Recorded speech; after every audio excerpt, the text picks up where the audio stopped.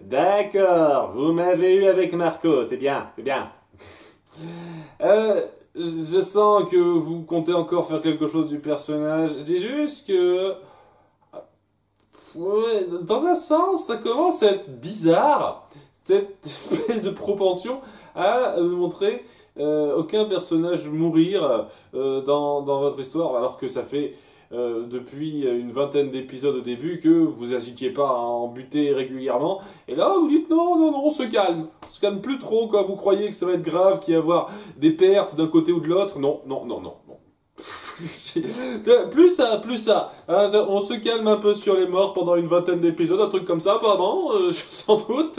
Donc non, pas de mort encore, non. Donc, ce qui va se passer, c'est pas le plus folichon qui soit en termes d'histoire, c'est-à-dire ça poursuit un petit peu. Limite, j'ai hésité à faire un deuxième épisode après coup, mais bon, en gros, c'est juste Al et Ed qui se questionnent un petit peu sur le fait d'aller un peu au-delà de l'objectif, c'est-à-dire qu'il y a Roy et Hawkeye qui réfléchissent à leur objectif après coup, où est-ce qu'ils iront une fois qu'ils auront atteint ça, et eux ils se disent qu'est-ce qu'on va faire une fois qu'on aura atteint notre objectif, et ils n'ont pas de truc précis, c'est-à-dire ce sera pépère, on fera des trucs pour célébrer ça, mais rien de précis quoi. Ils vont pas plus loin que ça dans la réflexion, donc ok, et non mais vraiment c'est juste histoire d'appuyer les enjeux, voilà. C'est bien, hein, ça appuie les personnages dans un sens, mais c'est pas non plus folichon, et ouais, il y a les au revoir des différents soldats de Roy Mustang qui partent, chacun dans leur coin. Hawkeye qui fait une dernière visite rapide pour prendre des affaires en disant qu'elle est toujours avec lui, même si elle ne peut plus être vraiment à ses côtés. Il fait un parallèle un peu moyen juste après coup avec ses alliés des pièces d'échecs. Putain, c'est typique, on va dire c'est typique, beaucoup de persos qui essayent de se la jouer classe adorent faire des parallèles avec des pièces d'échecs, c'est tellement basique ça. J'ai déjà vu 50 fois, au bout d'un moment je vous cache pas que ça fait ni chaud ni froid. Ah, vous êtes tellement incroyable, tellement intellectuel. Et après coup il se dit tiens je vais peut-être partir sur autre chose. Et cette autre chose, c'est de se rendre à un bar où l'habitude de côtoyer des filles, semble-t-il. Et la tenancière, qui connaît bien, semble être un petit peu de son côté pour l'aider à joindre certaines personnes. Et il aide à joindre donc le général de l'ancienne brigade où il était affecté. Le vieux général qu'on a vu rapidement. Je sais pas ce qu'il compte faire de ça, mais c'est sa prochaine piste pour continuer à se refaire.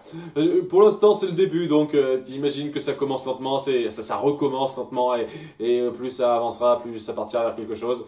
Après, donc, du côté de Ed et Al, va y avoir donc la piste de l'élixirologie, c'est-à-dire cette autre alchimie qui semble être à part de ce que peut contrôler leur ennemi. Ils essayent un petit peu de se renseigner là-dessus en se disant que peut-être May pourrait, mais May leur fait fou bon parce qu'elle était à un hôtel ou je sais pas trop quoi, elle s'est barrée sans rien dire. Alors zut, on l'a paumée, on essaie de la rechercher avec son panda, parce que voilà, c'est un truc que je trouve très con dans l'approche. Ils se disent, on va dessiner un portrait du mini panda qui l'accompagne, parce que on ne sait pas se souvenir de son visage à elle apparemment. Je veux dire, vous pourriez dessiner son visage à elle et ce serait pareil. Certes, vous pourriez dessiner le panda en plus du visage de la fille, mais vous pourriez aussi dessiner la fille, quoi. C'est notable physiquement, quoi. Non, non, non, c'est son panda. Je recherche, c'est bien, c'est drôle. Je comprends pas très bien le délire, mais bon. Et ouais, il y a Roy qui les voit rapidement. Ils se font un petit discours sur ce que Ed a appris l'épisode précédent, histoire de dire qu'ils se soutiennent à un certain degré, c'est plutôt bien fait à ce niveau-là, en lui envoyant bien Ed qu'il veut qu'il aille jusqu'au bout et qu'il ne lâche rien. Et c'est après coup donc qu'on va plus trop parler de ça quoi. Ils essaient leur truc, ça commence un tout petit peu à aller quelque part ou pas. Une fois de plus, je sais pas, mais donne vraiment l'impression d'être là histoire de combler un truc pas très intéressant, pas très important, vraiment. Je veux dire la piste de l'élixirologie, on aurait pu partir sur autre chose pour ça, notamment bon, donc les deux assistants de Ling, sur lesquels on revient un petit peu. Alors l'autre ninja qui l'accompagnait, ben, c'était en fait le grand-père de Lan Fan, ok, Je sais pas si ça avait été appuyé avant, mais maintenant je le sais. Ça ne rend pas particulièrement plus intéressant, mais ils essayent d'appuyer qu'ils sont un peu touchés par ce qui se passe. Ils vont essayer de faire de leur mieux pour se ressaisir en repartant à Xing. Et je sais pas, ils essayent de rien. Ils essayent pas d'atteindre particulièrement Ling ou quoi que ce soit, de préparer quelque chose dans le coin. Non, on repart chez nous à Xing et puis on reviendra quand le temps le voudra. Je sais pas trop pour l'instant, il donne pas l'impression d'avoir un plan très recherché, quoi. On sait pas quoi faire, on retourne au pays, hein, ça va nous prendre quoi, plusieurs jours, et puis c'est plus ou moins ça.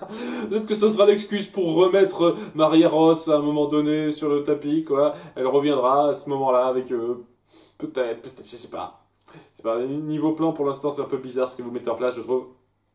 Tandis que, ouais, ça va être l'occasion pour le docteur Knox, donc qui les a accueillis un petit moment, elle et un peu May, mais surtout elle, d'avoir cette espèce de satisfaction qu'ils n'osent pas admettre, de pouvoir recommencer à sauver des vies alors que ça fait des lustres qu'il ne le fait plus.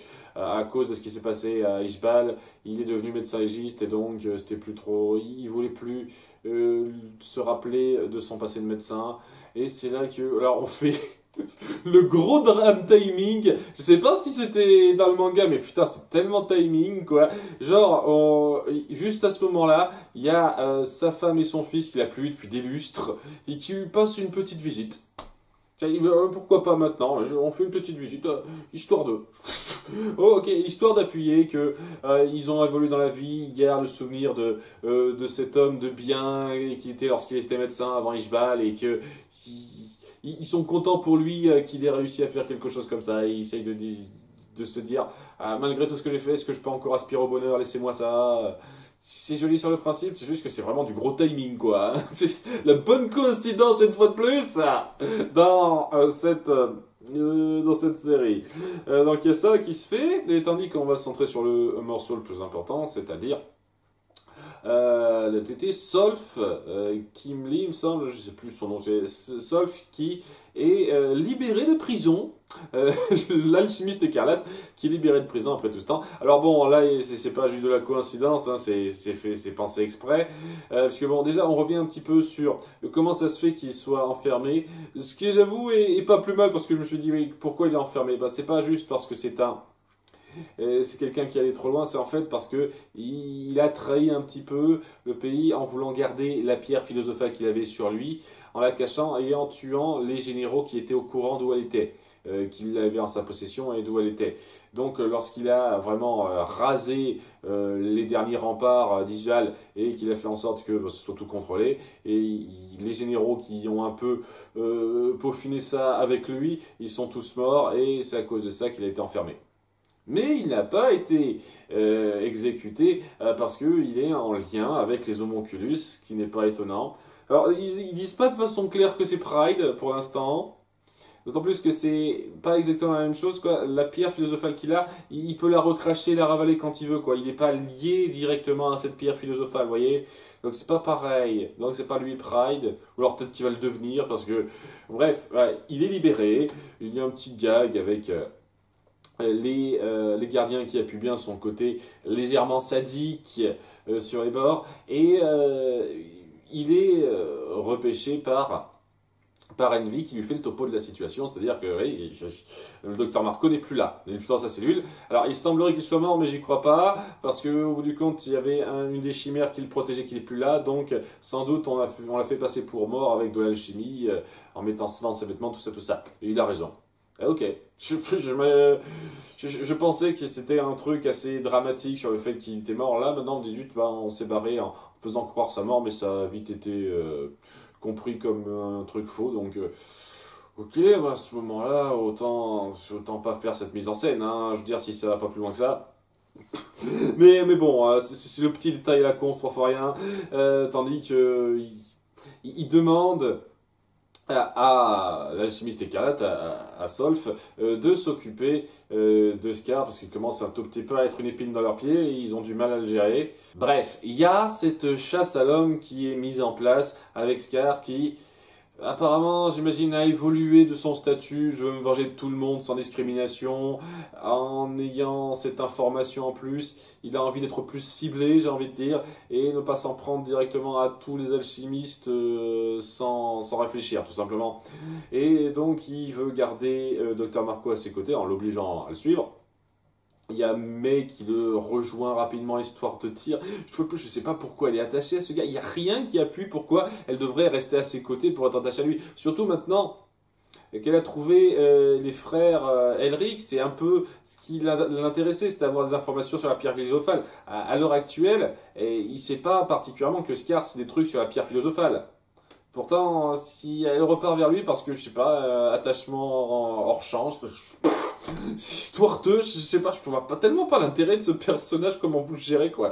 Enfin bon, il y a Scar qui a décidé de le garder en vie parce qu'il veut savoir certaines choses, notamment par rapport à ces inscriptions que son frère a laissées sur son bras. Il veut en savoir plus parce que bon, c'est pas quelqu'un de très porté sur la science, et il se dit que il pourrait retourner là où il y a les recherches de son frère et utiliser un petit peu le Dr Marco qui est avec lui. Seulement bon, il sera un peu reconnaissable, donc il décide de lui cramer le visage, enfin de lui défaire la peau, je sais pas trop quoi, je sais pas exactement ce qu'il a fait, de façon à ce que il soit méconnaissable. Il a le visage un petit peu défait, mais qui soit encore en vie, quoi. Et l'utilité de May, c'est qu'elle peut le soigner rapidement de façon à ce qu'il ne soigne pas trop. Nouvelle quête pour Scar, début de quête pour Roy. Et Hal et Ed, nouvelle piste avec May, peut-être. Enfin, une excuse pour les amener à retrouver Scar, j'imagine. Hal et Ed, c'est vraiment les trucs qui leur tombent dessus, on fait avec ce qu'on a quoi depuis ces derniers temps. Ils sont pris dans le combat, ils font avec et on fait avec quoi. C'est niveau proactivité, c'est juste on les force un peu à être dedans. C'est pas une mauvaise chose, hein, je dis pas c'est mauvais, c'est juste qu'il y en a qui sont plus proactifs que quoi, ce qui fait qu'ils donnent moins l'impression d'être tant les grands héros que ça sur le coup. C'est un détail, c'est vraiment pas grave et globalement c'est la mise en place, quoi. On recommence un nouveau cycle, on sait maintenant dans quelle situation on se trouve, il faut faire plus gaffe, donc on part sur d'autres pistes, on essaie autre chose. C'est pas mauvais pour entamer la chose.